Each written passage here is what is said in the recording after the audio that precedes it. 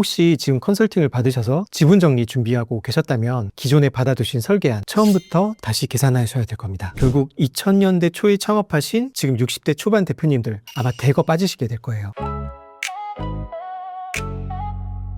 안녕하십니까. 상위 0.1% 세무사 이상우입니다. 지난 2026년 세제 개편안이 8월 3일에 나왔습니다. 이게 12월 국회를 지나야 확정이 되거든요. 그래서 1편에서는 종합부동산세 그리고 양도세 조금 다뤘는데 종합부동산세와 양도세 개편이 궁금하시면 1편을 참조해 주시고 오늘은 나머지 세목이 어떻게 바뀌었는지 세제 개편을 통해서 알아보겠습니다. 첫 번째로 법인세입니다. 세 가지를 주로 보시면 되는데요. 첫 번째로 자기주식 과세체계가 바뀝니다. 올해 3월에 상법이 개정되면서 자기주식을 자본으로 보게 됐죠. 그러니까 기사를 보시면 취득일로부터 1년 안에 소각해야 되고요. 그 이번 개편은 아무래도 여기에 세법을 맞춘 흔적이 보입니다. 지금까지는 자기주식 취득 목적에 따라서 세금이 달랐습니다. 그러니까 미처분이 경우랑 같이 소각을 하게 되면 의제배당, 그리고 나중에 양도하면서 다시 외부로 처분하게 된다라고 하면 양도소득, 그러니까 갈림길이 있었는데 이 개정안은 아예 갈림길을 없애버립니다. 법인에서는 이제 양도소득으로 끝내는 구조가 성립하시지 않습니다. 혹시 지금 컨설팅을 받으셔서 지분 정리 준비하고 계셨다면 기존에 받아두신 설계안 처음부터 다시 계산하셔야 될 겁니다. 여기서 좀 제 생각을 말씀드리자면 조금 전부터 말씀드릴게요. 상법과 세법이 드디어 좀 일치하게 되거든요. 그러니까 그동안 상법은 자본으로 보고 세법은 자산으로 보니까 다툼이 좀 많았어요. 그런데 이제 자기주식 처분이익이 법인세에서 빠지는 개정도 합리적인 개정이라고 보거든요. 그러면 좋은 개정이네요 라고 여쭤보신 분들이 있는데 걸리는 게 좀 있습니다. 그러니까 중소기업의 출구가 좀 좁아져요. 상장사는 거래소에서 자기주식을 취득하게 되면 예외가 인정되는데 비상장 중소기업은 아예 예외가 없습니다. 그러니까 가지금 처리나 법인의 개인 자금화 혹은 은퇴를 앞둔 대표님이 지분 정리할 방법이 하나 줄어들게 되는 거예요. 그리고 또 1년 안에 소각하라는 것도 좀 부담이거든요. 딱 배당 가능 이익이 미처분 이익이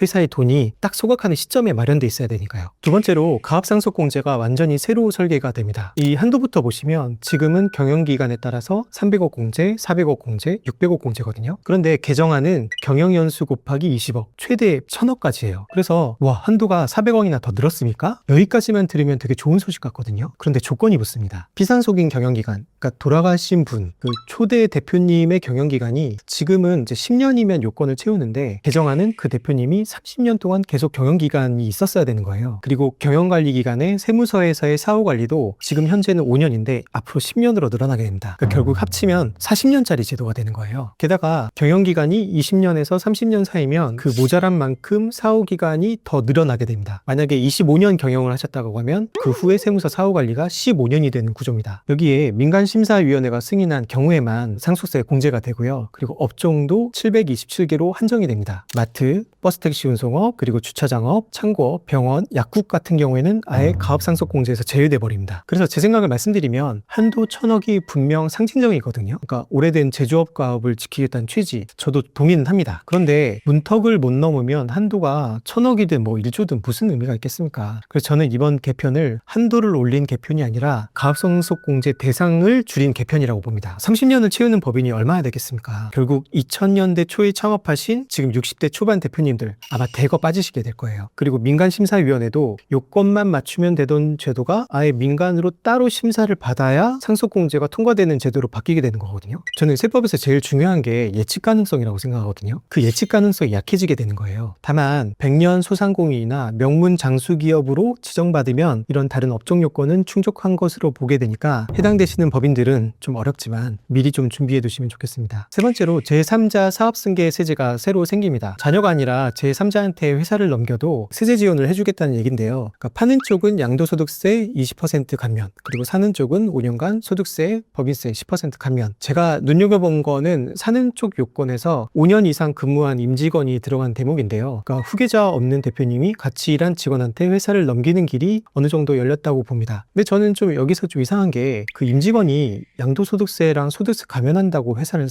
사겠나는 조금 의문이에요. 왜냐면 그냥 바로 설립하면 되는데 굳이 옛날 회사를 또 돈 주고 사가지고 감면을 받는다는 거, 저는 그렇게 효과적이진 않다고 봐요. 두 번째로 재산제세입니다. 종합부동산세랑 양도소득세 장기보유 특별공제는 1편에서 다뤘으니까 오늘은 나머지 두 가지만 좀 더 자세하게 볼게요. 첫 번째로 다주택자 양도세 중과가 2년간 완화됩니다.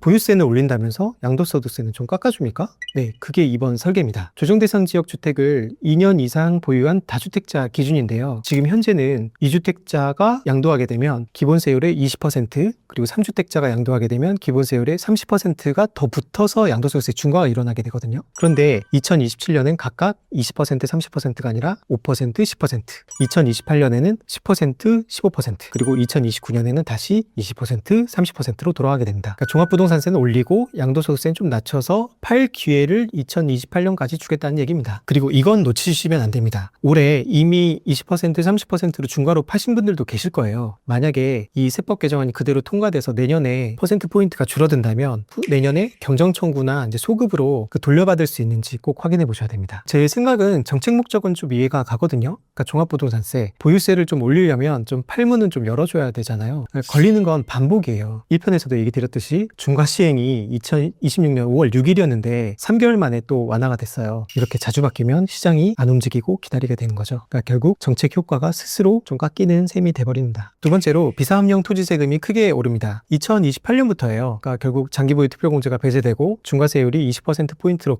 다시 올라가게 되잖아요. 그리고 법인도 추가과세가 20%가 되고, 그러니까 2027년 한 해가 유예의 해라고 보시면 되거든요. 그러니까 이 대목에서 다들 이렇게 말씀하세요. 그러면 2027년까지 이거 팔면 되겠네. 토지 팔아보신 분은 아시죠? 토지는 팔고 싶다고 바로 팔리는 물건이 아닙니다. 그래서 내놓는 게 아니라 비사업용 토지를 사업용 전환하는 게 방법입니다. 대신에 사업용 토지로 인정받으려면 양도하기 전에 일정 기간 사업으로 쓴 이력이 있어야 되거든요. 그러니까 이 유예 1년은 파는 기간이 아니라 다시 땅을 개간하든 사업용 토지로 준비를 시작해야 되는 시점입니다. 제 생각에는 방향에는 동의합니다. 그러니까 놀리는 땅, 그러니까 비사업용 토지에 세금을 더 매기는 거 맞죠. 근데 제 생각엔 좀 유예 1년이 좀 짧은 것 같아요.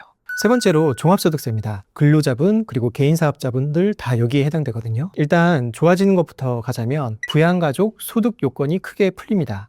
지금은 부양가족이 총급여 500만 원을 넘으면 그 부양가족을 내가 부양가족이라고 등재시켜서 기본공제 150만 원을 못 받습니다. 근데 이게 총급여가 750만 원으로 올라가거든요. 그러니까 이제 월 60만 원 수준까지는 가족이 급여를 받으면서도 내 기본공제로도 올릴 수 있다는 얘기가 돼요. 반대로 없어지는 것도 말씀드려야 또 공평하겠죠. 아마 출산 입양 세액공제랑 혼인 세액공제가 폐지될 예정입니다. 그러니까 출산 입양은 첫째는 30만 원부터 혼인은 부부 각각 50만 원씩 받던 세액공제인데요. 이게 소득세에서 아예 세액공제에서 빠지고 재정지원 방식으로 전환되거든요. 혜택이 없어지는 게 아니라 아예 세액공제가 아닌 재정지원 방식으로 방식이 바뀌는 겁니다. 다만 연말정산 화면에서는 세액공제가 파트가 없어지니까 좀 공제가 줄어든 것처럼 보이실 거예요. 그리고 신용카드, 대중교통 추가공제도 없어진다고 지금 개정안이 나왔고요. 다만 새로 생기는 것도 있습니다. 생산적 금융 ISA, 그러니까 국내 주식과 주식형 펀드에 투자하면 이자와 배당이 전액 비과세거든요. 한도는 총 2억 원이고 다만 조건이 하나 있습니다. 최근 3년 중에 한 번이라도 금융소득 종합과세 대상, 그러니까 이자 배당이 2천만 원이 넘었었다면 이 생산적 금융 ISA는 가입이 안 됩니다. 배당 많이 받으신 분들은 본인 명의 보지 말고 배당, 이자 배당 소득이 없으신 가족 명의를 좀 같이 검토해 보시는 것도 방법일 거예요. 여기서도 제 생각 좀 말씀드릴게요. 부양가족 요건 완화는 무조건 환영합니다. 물가가 오르니까 당연히 급여도 오르게 되고 현실을 반영한 조정이라고 보는데요. 다만 출산 혼인공제 폐지는 좀 메시지가 아쉽습니다. 소득이 적은 사람은 세액공제를 다 못 받으니까 차라리 세액공제 말고 돈으로 예산으로 직접 주는 게 재분배에 낫지 않나요? 그 논리는 저도 이해를 하는데요. 그래도 세금이 숫자이면서 동시에 신호거든요. 그러니까 결혼하고 아이 낳으면 세금 깎아준다라는 신호가 사라지는 것, 이게 좀 아쉽습니다. 이게 또 그 지자체에 따라서 재정 지원이 확실히 뒷받침되는지 예산이 충분한지도 좀 지켜봐야 되겠습니다. 마지막 네 번째는 사업하시는 분들한테 제일 실속 있는 파트입니다. 세제 지원 파트인데요. 이게 딱 하나의 원리로 움직입니다. 지역별 개수입니다. 수도권 1.0, 비수도권, 광역시 1.1, 그리고 기타 비수도권 1.3, 우대 지역은 1.5. 법인세법이나 소득세법에 있는 연구개발비 세액공제랑 통합투자세액공제 이 개수를 곱하게 되거든요. 그러니까 똑같은 투자를 해도 지역별로 공제액이 1.5배가 차이 난다는 얘기이기도 합니다. 기본공제율 12%가 우대 지역에서는 18%. 그러니까 100억 투자하면 6억이나 차이 나게 돼요. 많아요. 6억이요. 그리고 같은 지역 구분을 쓰는 제도가 더 있습니다. 청년이 신산업 쪽으로 우대 지역, 그러니까 우대하는 지역에서 창업하게 되면 소득세, 법인세 감면액이 최대 100%, 그리고 중소기업 취업자 소득세 감면, 그러니까 직원으로 일하시는 그 소득세 감면은 청년 기준으로 10년간 90%입니다. 그러면 수도권이나 이런 지역 말고 무조건 우대 지역으로 창업하면 되겠네요. 그렇게 말씀하신 분들은 조심하실 게 있습니다. 혜택이 커진 만큼 사후 관리도 좀 많이 커졌거든요. 그러니까 감면받은 세액의 30%만큼은 그 지역에 다시 투자하거나 아니면 고용에 쓰셔야 됩니다. 30%에 못 미치면 차익을 추징합니다. 감면받은 차익을 추징해서, 그리고 또 위장이나 고용 감소 시에도 그 감면받은 세액을 추징하게 됩니다. 제 생각에는 지방균형 발전을 위해서 방향은 맞다고 보거든요. 그러니까 지방으로 유도하려면 이 정도 세액 유인은 있어야 됩니다. 하지만 걸리는 게 두 가지가 있는데요. 첫 번째로 우대 지역이 아직 안 정해졌거든요. 이게 내년 2월에 시행령에서 확정되는데 그때까지 기업은 투자 결정을 미룰 수밖에 없어요. 그러니까 오히려 정책이 의사결정을 멈춰서 세우는 구간이 생기는, 그 텀이 생기는 거죠. 그리고 두 번째로 환류 30% 요건. 이거는 중소기업에는 굉장히 큰 부담입니다. 작은 회사는 매년 고용에 대한 관리할 여력이 없어요. 혜택 받고도 몇 년 뒤에 추징당하는 사례가 분명 나올 수 있습니다. 자, 중요한 네 파트 다 맞습니다. 마지막으로 전체 이번 세법 개정안에 대한 생각 세 가지만 말씀드리겠습니다. 첫 번째로 원칙은 선명한데 좀 디테일이 부족합니다. 보유에서 거주로, 수도권에서 지방으로. 방향은 아주 분명한데 우대 지역이 어딘지, 업종이 727개가 뭔지 핵심이 전부 내년 2월까지의 시행령으로 넘어가 있습니다. 그러니까 내년 2월까지는 정확한 상담이 좀 어렵다는 얘기입니다. 그리고 두 번째로 유예가 너무 많아요. 장기보유 특별공제도 유예, 비사업용 토지도 1년 유예, 다주택자 중과 완화도 2028년까지. 이게 납세자에 대한 배려 아니에요? 그렇게 볼 수도 있는데 이게 계속 유예가 반복되면 시장이 기다리는 텀이 생기거든요. 그리고 또 정권이 바뀌거나 총선 과정에서 어차피 바뀌거나 또 미루겠지라는 학습이 생기게 되거든요. 그래서 이 정책의 힘이 스스로 약해지는 구조라고 보게 됩니다. 세 번째로 세무사 입장에서 드린 말씀인데요. 이게 세금보다 관리 부담이 더 커져요. 거주했는지, 이건 사업에 썼는지, 고용을 추가로 유지를 했는지, 아마 환류를 했는지, 이게 전부 나중에 세무서에다 증명해야 되는 항목이거든요. 세율 몇 %보다 이 서류를 챙겼느냐 아니냐로 결과가 갈리는 시대가 올 거예요. 이게 세법 개정안 시리즈 여기서 끝은 아닙니다.